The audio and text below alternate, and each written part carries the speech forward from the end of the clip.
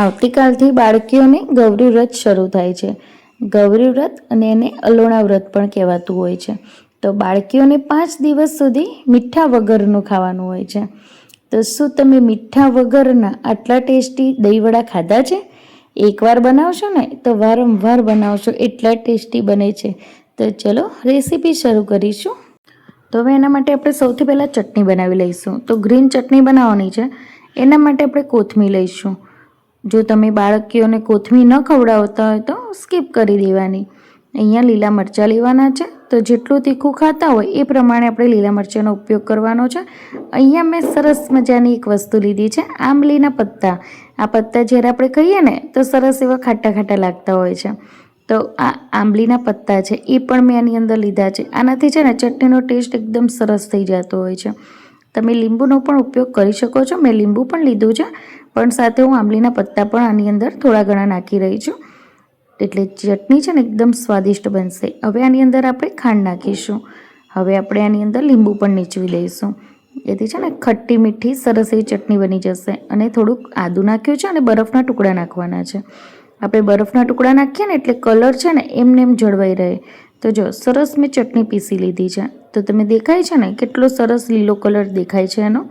તો ચટણીને આપણે એક વાટકીમાં કાઢી લીધી છે. તો આ રીતની મેં થોડી પાતળી ચટણી બનાવી છે. તમે જાડી પણ બનાવી શકો છો, પણ આપણે આરામથી દહીંવડા સાથે ખાઈ શકીએ ને એ પ્રમાણે મેં થોડી પાતળી રાખી છે. હવે આપણે એ જ બાઉલની અંદર ઘઉંનો લોટ લેવાનો છે. તો મેં ઘઉંનો લોટ ચાળીને લીધો તો હવે તેની અંદર મરી પાવડર નાખીશું. હવે આપણે આને મિક્સ કરી લઈશું સરસ એવું, એટલે મરી પાવડર મિક્સ થઈ જાય. પછી આપણે આની અંદર પહેલાં થોડું પાણી નાખીશું. થોડું પાણી નાખીને આપણે પીસી લેવાનું છે. તો જો આ રીતનો લોટ બંધાઈ જશે. હવે આપણે થોડું વધારે પાણી નાખીશું અને ફરીથી પીસી લઈશું.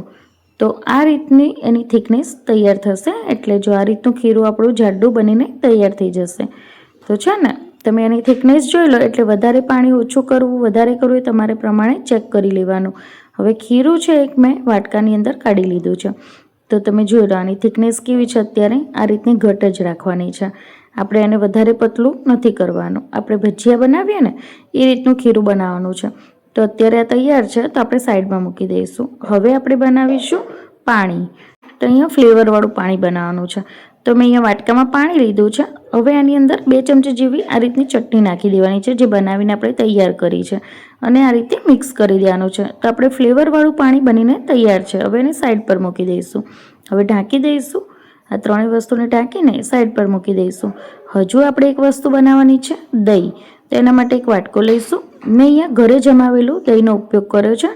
તો બને ત્યાં સુધી આપણે ઘરનું દહીં જ આ રીતે ઉપયોગમાં લેવાનું, તો ચોખ્ખું રહેશે. તો જો મેં અહીંયા દહીં જમાવેલું લીધું છે. હવે એની અંદર ખાંડ નાખીશું. હવે ખાંડને સરસ ઓગળે ને ત્યાં સુધી આ રીતે મિક્સ કરવાનું છે. તો થોડી વાર મિક્સ કરશો ને એટલે આ રીતનું સ્મૂથ દહીં બનીને તૈયાર થઈ જશે. જો દેખાય છે કેટલું સ્મૂથ બન્યું છે. તો ખાંડ ઓગળી ગઈ છે. હવે આને પણ આપણે સાઈડ પર મૂકી દઈશું. હવે આપણે લોટની જરૂર પડશે. તો એની રકાબી આના ઉપર ઢાંકી દીધી છે મેં. અને હવે આપણે લોટને થિકનેસ પહેલાં ચેક કરી લઈશું. તો જો આ રીતનું ઘટ છે. હવે છે ને આપણે હાથથી થોડીક વાર ફેટવાનું છે, કારણ કે આની અંદર છે ને આપણે હવે એર એટલે કે હવા ભરવાની છે. તો એના માટે આપણે શું કરવું પડશે? ફેટવું પડે. તો પહેલાં હાથથી જ હવે તો ઉપયોગ કરવો પડશે. તો ચમચીથી તમે કરશો ને તો એ મજા નહીં આવે. એટલે હાથથી થોડી વાર આ રીતે ફેટી લેવાનું છે. તો જો આ રીતે ફેટાઈ જાય ને પછી આપણે એની અંદર સોડા નાખવાનો છે. તો અહીંયા ખાવાનો સોડા મેં લીધો છે. જો તમારી પાસે ના હોય તો તમે સ્કીપ પણ કરી શકો છો, પણ ફેટવાનું વધારે. અત્યારે મેં થોડી જ વાર ફેટ્યું હતું.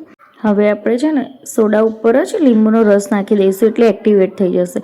હવે ફટાફટ હાથથી આ રીતે ફેટી લઈશું. જો તો જ્યારે તમે સોડાનો ઉપયોગ ના કરતા હોય ને તો હાથથી આ રીતે એક જ ડાયરેક્શનમાં ફેટ કરવાનું, જેથી એની અંદર હવા ભરાશે અને તમારા જે દહીંવડા છે એકદમ સોફ્ટ અને ફૂલેલા બનશે.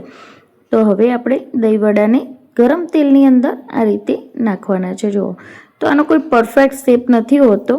તમે જે પ્રમાણે તમને નાખવા હોય ને એ રીતે તમે પાડી શકો છો. કોઈ આકાર નથી હોતો, એટલે ટેન્શન લેવાની કોઈ જરૂર નથી. તમે થોડું થોડું ખીરું લઈને આ રીતે એને મૂકતું જવાનું છે. તો તો જે ઓટોમેટિક જ જો ગોળ ફરવા લાગે છે ને, એક સાઈડ ચડશે ને એટલે ઓટોમેટિક જ જાતે જ ફરવા લાગશે. અને દેખાય છે કેટલા સરસ એવા ફૂલીને દડા જેવા બન્યા છે, સરસ એવા દહીંવડા. તો એકવાર છે ને આ રેસીપી ટ્રાય કરજો. આ વખતે જો તમે દહીંવડા ખવડાવશો ને તમારી બાળકીઓને ઉપવાસની અંદર, તો એમને પણ લાગશે કે ભાઈ મારી મમ્મીએ કંઈક નવું કર્યું, અને એમને પણ ઉપવાસ જેવું લાગશે નહીં, અને એમને પણ ખાવાની ખૂબ જ મજા આવશે. તો જો એને છે ને આપણે થોડા લો ટુ મીડિયમ ગેસ ઉપર ગોલ્ડન થાય ને ત્યાં સુધી તળી લેવાના છે. ઘઉંનો લોટ છે ને એટલે ફટાફટ તળાઈ જતા હોય છે. તો જો સરસ એવા તળાઈ ગયા છે. દેખાય છે તમને ગોલ્ડન કલર કેવો સરસ આવ્યો છે આનો? તો રેસીપી ગમતી હોય ને તો જે વ્રત કરતી દીકરીઓ છે ને એમને પણ આ વિડીયો શેર કરજો, જેથી એમની મમ્મી પણ બનાવીને એમને આ રીતે ખવડાવી શકે છે. અને રેસીપી છે ને ખૂબ જ સરળ છે, તમે આસાનીથી બનાવી શકો છો. એવું નથી કે આની અંદર બહુ તામઝામ છે. ખાલી ચટણીઓ થોડી બનાવીને રાખો ને તમે તો આરામથી બનાવી શકો છો. હવે જો મેં સરસ એવા તળાઈ ગયા છે ને તો મેં એક ડીશની અંદર કાઢી લીધા છે. હવે આપણે ફ્લેવરવાળા પાણીની જરૂર પડશે. તો આપણે પાણી બનાવીને તૈયાર કરી લીધું હતું હે ને, જેથી આપણો ટાઈમ બચી જાય અને આપણે ફટાફટ આ વસ્તુ બનાવી શકીએ. તો અહીંયા મેં દહીંવડા છે એ ફ્લેવરવાળા પાણીની અંદર નાખી દીધા છે. હવે આપણે છે ને આને થોડીક વાર પલાળવા દેવાના છે. તો 1 થી 2 મિનિટ લાગે છે આને પલળતા, જેથી જે ફ્લેવરવાળું પાણી છે ને એ આની અંદર સરસ એવું શોષાઈ જાય અને આપણે દહીંવડા એકદમ ટેસ્ટી વધારે લાગે. તો જો હવે શોષાય ને ત્યાં સુધી હું તમને બતાવું, પણ એટલું બધું ગરમ છે કે મારા હાથ પણ તાજી ગયો. તો હું તમને પછી બતાવું છું તોડીને. તો હવે આપણે સર્વિંગ પ્લેટ લઈ લેવાની છે. તો હવે આ જે છે ને જો અંદર પાણી કમ્પ્લીટ શોષાઈ ગયું છે. તો આપણે દહીંવડાને આ રીતે દબાવીને પછી લઈ લેવાનું છે. તો દરેક દહીંવડાને આપણે હાથથી આ રીતે પ્રેસ કરીને એનું પાણી કાઢી લેવાનું છે. જો આ રીતે પાણી બધું નિતારી લેવાનું છે અને પછી જ આપણે પ્લેટની અંદર સર્વ કરવાનું છે. તો તમે કેવું કરી શકો છો કે તમારી બાળકીઓ જ્યારે સ્કૂલે ગઈ હોય ને ત્યારે તમે બપોરે આ દહીંવડા બનાવીને તૈયાર કરી શકો છો. જ્યારે એ ઘરે આવવાની તૈયારી હોય ને ત્યારે તમે આને ફ્લેવરવાળા પાણીની અંદર નાખીને પછી ડાયરેક્ટ સર્વ કરી શકો છો. તો તળીને તમે પહેલેથી જ મૂકી શકો છો, કારણ કે ઠંડા હોય ને એમ વધારે સારા લાગતા હોય છે. અને એસેમ્બલ આપણે પછી કરવાનું. આપણે જે અત્યારે કરી રહ્યા છે ને એને એસેમ્બલ કહેવાય. તો ફ્લેવરવાળા પાણીની અંદર ડીપ કરવાનું. તો બાળકી જ્યારે સ્કૂલેથી આવવાની તૈયારી હોય ને ત્યારે પાણીમાં નાખી દેવાના દહીંવડા, અને પછી આ રીતે જ્યારે એ આવે ત્યારે એને સર્વ કરીને આપવાના. તો તમારો ટાઈમ પણ બચી જશે અને એને સ્વાદિષ્ટ ખાવાનું પણ મળશે.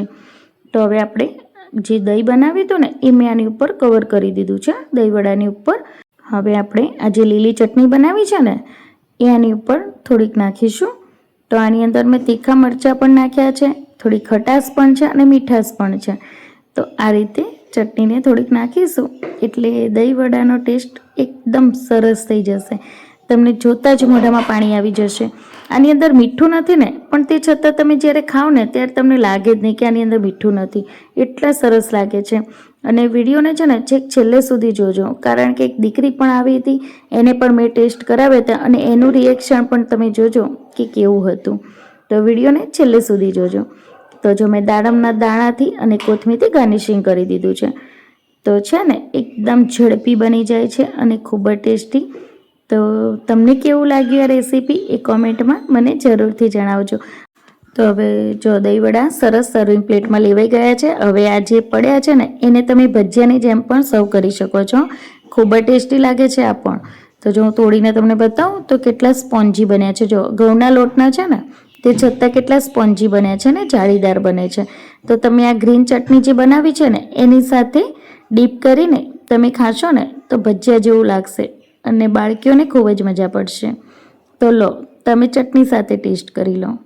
તે છતાં હું તમને દહીંવડા પણ ટેસ્ટ કરીને બતાવીશ. તો વિડીયોને જોજો. અને હા, હવે છે ને રોજે રોજ સાંજે મારા વિડીયો આવશે અલોણા વ્રત સ્પેશિયલ.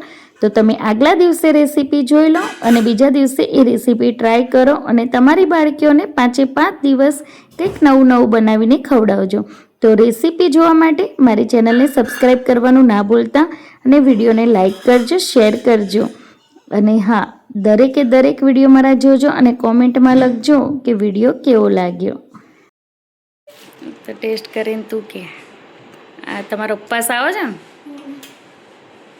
મસ્ત બન્યો ભાઈ. તો ભાઈ જો આનો વ્રત છે અને ચાખવા આવી છે વ્રત પહેલાં ટેસ્ટિંગ. હે ભાઈ ગૌરી વ્રત સ્પેશિયલ અને જયા પાર્વતી વ્રત બંનેમાં ખાઈ શકાય તેવા મોળા દહીંવડા બનાવ્યા છે. પણ તમને લાગશે નહીં કે આની અંદર મીઠું નથી, એટલા ટેસ્ટી લાગે છે. તો રેસીપી જરૂરથી ટ્રાય કરજો અને રેસીપી ગમે તો વિડીયોને લાઇક, શેર અને સબસ્ક્રાઈબ કરજો. અને જે વ્રત કરતી બાળાઓ હોય એમને તમે વિડીયો શેર પણ કરજો, જેથી એ પણ નવી નવી રેસીપી ટેસ્ટ કરી શકે અને લાગે પણ નહીં કે વ્રત કર્યું છે. તો જરૂરથી રેસીપી ટ્રાય કરજો. જય શ્રી કૃષ્ણ. આવજો.